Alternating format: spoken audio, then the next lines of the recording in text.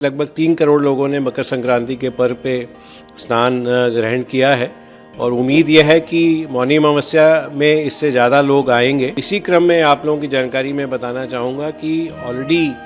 Training के अलावा mock exercises भी ऑर्गेनाइज की गई हैं। पहले पिछले महीने भी की गई हैं, इस महीने भी जनवरी के पहले सप्ताह में की गई हैं। कोई भी घटना अगर होगी तो हम लोग तुरंत रिस्पॉन्ड करेंगे और वहाँ पे जाके हम लोग कोशिश करेंगे कि जनहानि बिल्कुल भी ना। मैं आज आपके सभी दर्शकों को बताना चाहूँगा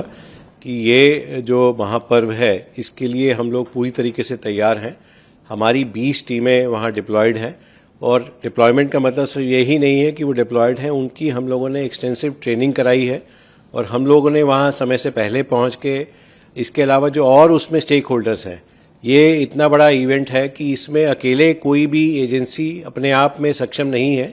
ये सभी एजेंसियों का टीम का काम है।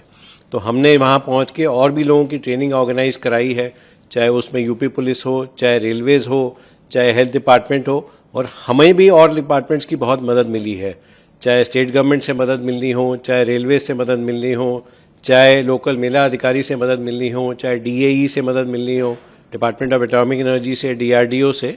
तो उन सब को लेके हम लोग पूरी तरह से मुस्तैद हैं, पूरी तरीके से तैयार हैं। जहाँ तक आपने मौनी अमावस्या के बारे में पूछा, तो जो अभी तक सूचना मिल रही है कि लगभग 3 करोड़ लोगों ने मकर संक्रांति के पर्व पे स्नान ग्रहण किया है और उम्मीद यह है कि मौनी अमावस्या में इससे ज़्यादा लोग आएंगे और उसी चीज़ को ध्यान में रखते हुए हम लोग तैयार हैं। और इसी क्रम में आप लोगों की जानकारी में बताना चाहूँगा कि ऑलरेडी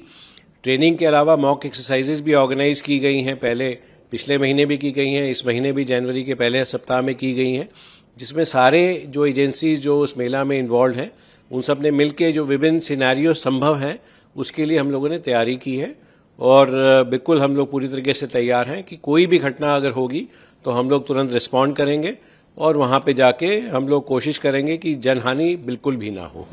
जिस तरह से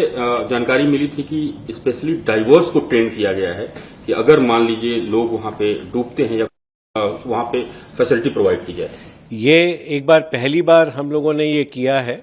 जिसमें कि ये कोई भी जब डिजास्टर सिचुएशन होती है, क्योंकि जहाँ एक वाटर बॉडी है तो वहाँ पे वाटर डिजास्टर की संभावना बहुत ज़्यादा होती है। तो ये संभावना हमेशा रहती है कि अगर श्रद्धालु आ रहे हैं, वो स्नान करने के समय उनका पैर स्लिप हो गया या बोट पे चल रहे हैं तो उससे स्लिप हो गए, तो जब तक NDRF पहुंचेगी तब तक समय लगेगा। तो ये हुआ कि जो जितने भी नाविक हैं, वहाँ 6000 से अधिक नावें रहती हैं, तो नाविक ज़्यादातर जो हैं वो अच्छे स्विमर्स होते हैं। बट ये हम लोगों ने एनालाइज किया कि एक अच्छा स्विमर होना और उसके बाद जान बचाने में थोड़ा एक्स्ट्रा ट्रेनिंग की ज़रूरत है। तो ये हम लोगों का इनिशिएटिव रहा है कि उन जो नाविक हैं, जो बेसिकली बोट चला रहे हैं, बोटमैन हैं, उनको हम लोगों ने करीब 1300 लोगों को ट्रेन किया है, ताकि वो अगर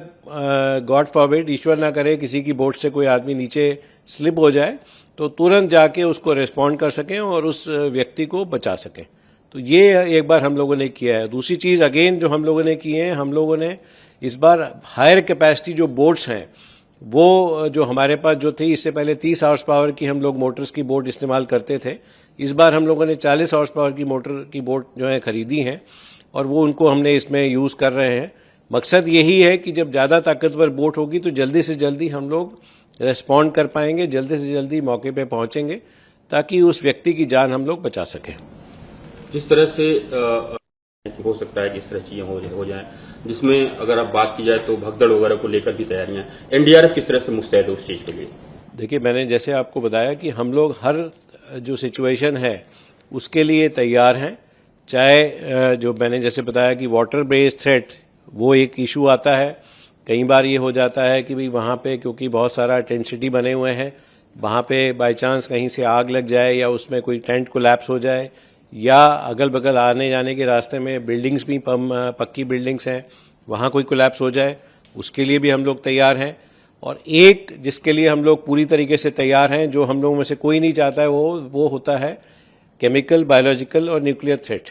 तो हमारी 4 टीमें CBRN की भी वहाँ लगी हुई हैं, जिसमें हम लोगों को DAE की भी हम लोगों ने मदद ली है, उनके भी साइंटिस्ट वहाँ तैनात हैं, DRDO के भी लोग वहाँ तैनात हैं और जो उससे जुड़ी हुई एजेंसीज हैं वो सारे लोग तैनात हैं, ताकि किसी भी संभावना में जो आप सोच सकते हैं उसके लिए हम लोगों ने तैयारी की है और उसके लिए हम लोग प्रिपेयर्ड हैं।